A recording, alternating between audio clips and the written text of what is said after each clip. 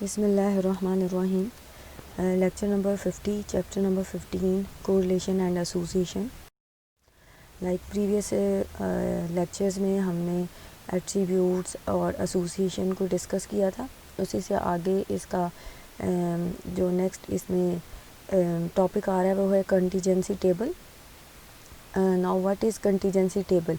Suppose that the attribute A is divided into S classes and the attribute B into T classes.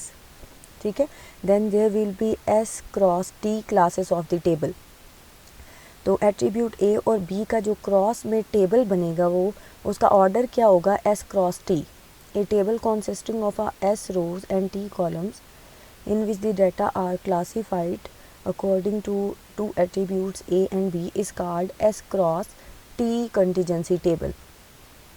The simplest form of a contingency table is 2 cross 2 table in which the two attributes are dichotomies. यानी हर एक attribute को दो classes में distribute किया जाता है, like yes, no, true, false. The values in the cell of a contingency table are called cell frequencies. तो contingency table में जो सेल में जो वैल्यूज़ होंगी हम उसे क्या कहेंगे, सेल फ्रिक्वेंसी कहेंगे. The row and columns totals are called marginal frequencies. पूरे टेबल के जो रो टोटल होंगे और कॉलम टोटल जो होंगे हम उन्हें क्या कहेंगे, मार्जिनल फ्रिक्वेंसीज कहेंगे. आगे इसी की नेक्स्ट स्लाइड में इसी एग्जांपल देखते हैं. This is the example of contingency table where we have to attribute A and B. A is classified into S classes and B is classified into T classes. और इनका जो table contingency table बन रहा है वो बन रहा है S क्रॉस T. ये जो क्रॉस सेक्शन में सेल फ्रिक्वेंसीज आएंगी, ये वाली जो है, इसे इन वैल्यूज़ को हम लोग कहते हैं सेल फ्रिक्वेंसीज. और ये जो कॉलम टोटल्स हैं ये वाले, इन्हें हम लोग कहते हैं मार्जिनल फ्रिक्वेंसीज. सिमिलरली रो टोटल जो हैं इनको भी हम लोग क्या कहते हैं, marginal frequencies. And this is the total observations. इसके बाद नेक्स्ट है टेस्ट फॉर इंडिपेंडेंस.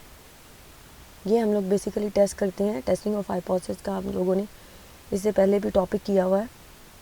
जब हम एट्रीब्यूट्स के आपस में इंडिपेंडेंस और डिपेंडेंस चेक करते हैं तो फिर हम लोग टेस्ट फॉर इंडिपेंडेंस कंस्ट्रक्ट करते हैं. और टेस्ट फॉर इंडिपेंडेंस में जो स्टैटिस्टिक यूज़ होगी वो होगी काई स्क्वायर. ये जो एक्स का सिंबल यूज़ हो रहा है इसको हम लोग कहते हैं काई स्क्वायर. अच्छा, यहाँ पे हाइपोथेसिस टेस्टिंग में सिमिलरली आपके पास 6 स्टेप्स होंगे, लेकिन ये थोड़ा सा सिंपल इसलिए है क्योंकि यहाँ पे एक ही हाइपोथेसिस होती है. मीन्स आपको सिलेक्शन नहीं करनी पड़ती कि आपने greater than, less than, 2 tail, 1 tail कौन सी सेलेक्ट करनी है. यहाँ पे आपकी हाइपोथेसिस H0 और H1 एक ही तरह की होगी और उसमें आप लोग क्या लिखेंगे, 2 कैरेक्टरिस्टिक्स आर इंडिपेंडेंट या 2 attributes are independent and 2 attributes are not independent. ठीक है, ये जनरल फॉर्म लिखी है. अब 2 कैरेक्टरिस्टिक्स या एट्रीब्यूट्स कोई भी हो सकते हैं. अकॉर्डिंग टू योर क्वेश्चन आप इसमें कोई भी लिख सकते हो स्पेसिफिकली. उसके बाद second step level of significance, उसी तरह से आप लोग सिलेक्ट करेंगे.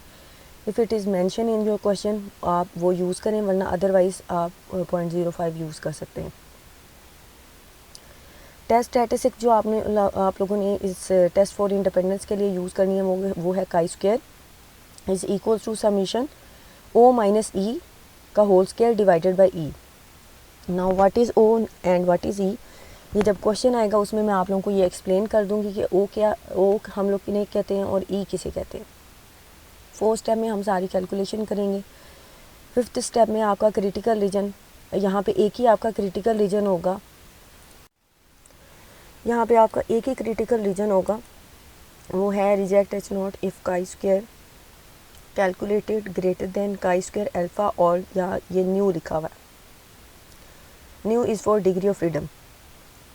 ठीक है, डिग्री ऑफ फ्रीडम में आपका आएगा C-1,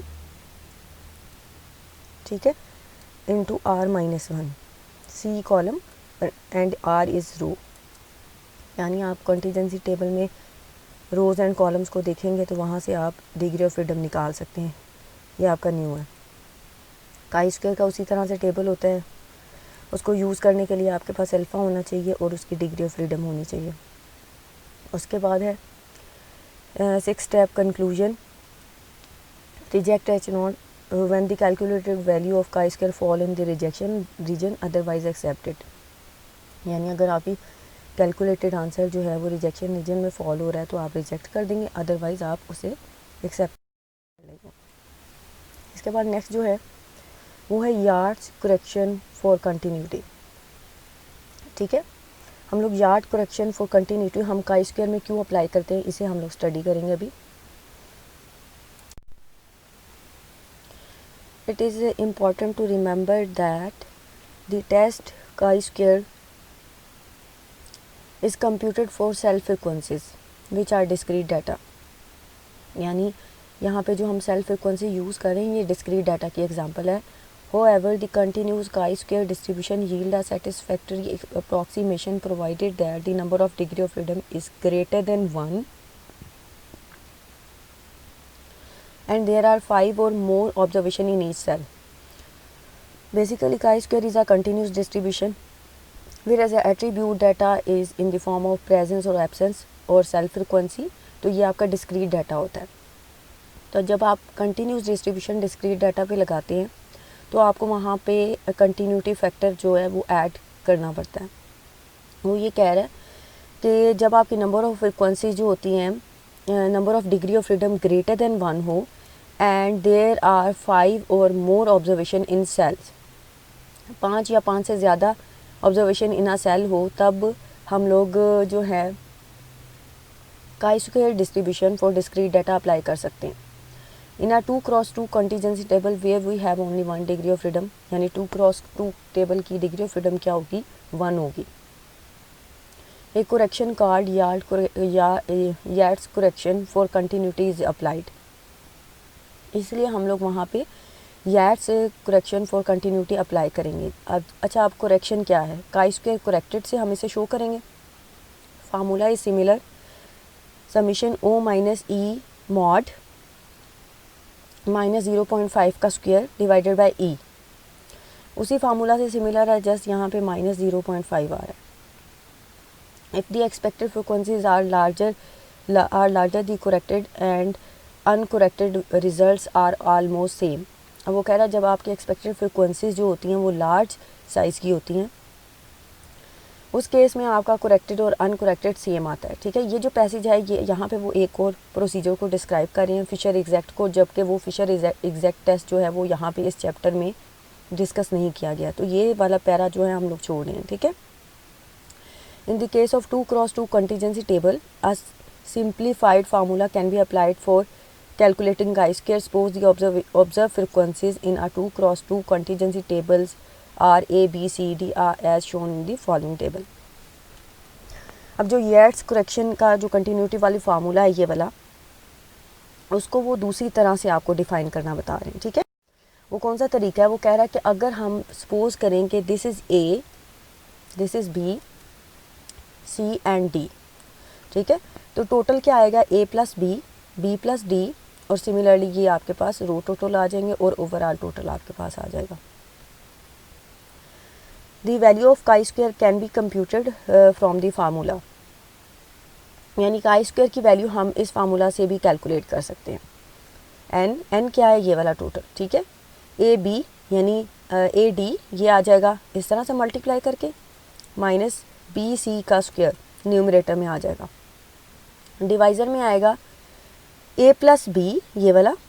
ठीक है, उसके बाद ए प्लस सी ये वाला तरतीब से लिखा है जस्ट, उसके बाद C plus D and then B plus D.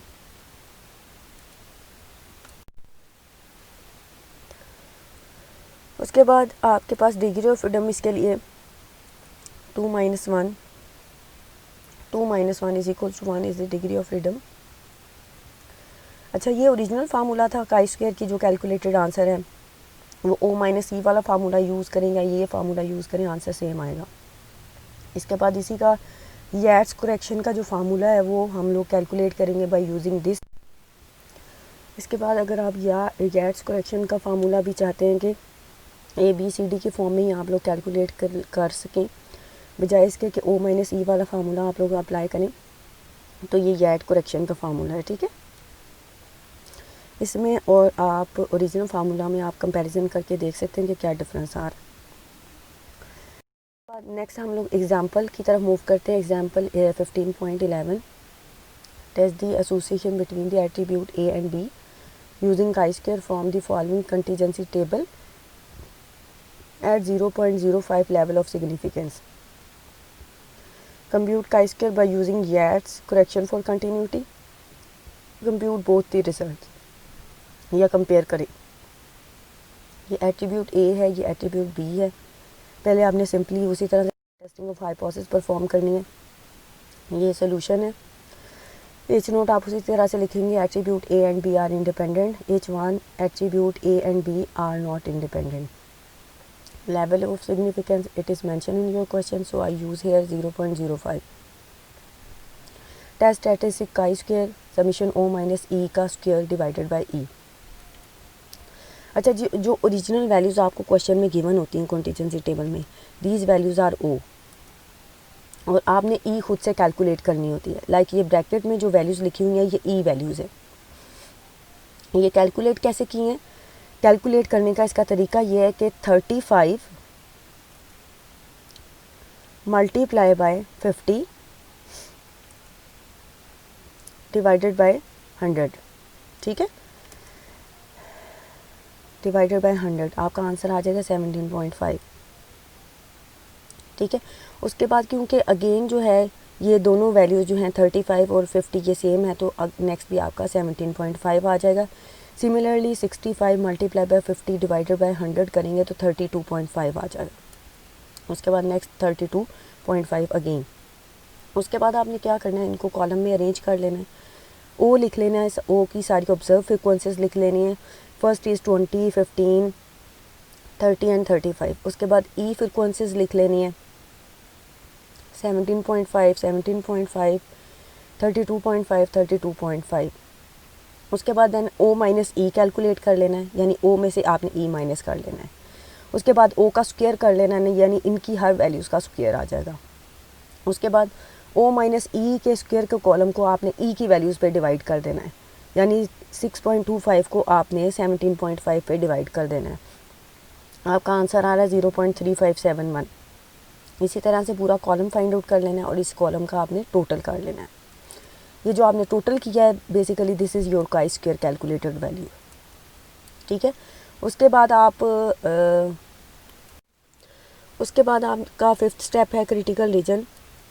उसी तरह से reject H not if chi-square calculated greater than chi-square 0.05 and 1 degree of freedom. 1 कैसे, कॉलम्स कितने हैं 2 और रोज़ कितनी हैं वो भी 2 है, तो 2 - 1 करेंगे और 2 - 1 करेंगे, 1 क्रॉस 1 आपकी डिग्री ऑफ फ्रीडम क्या आएगी 1।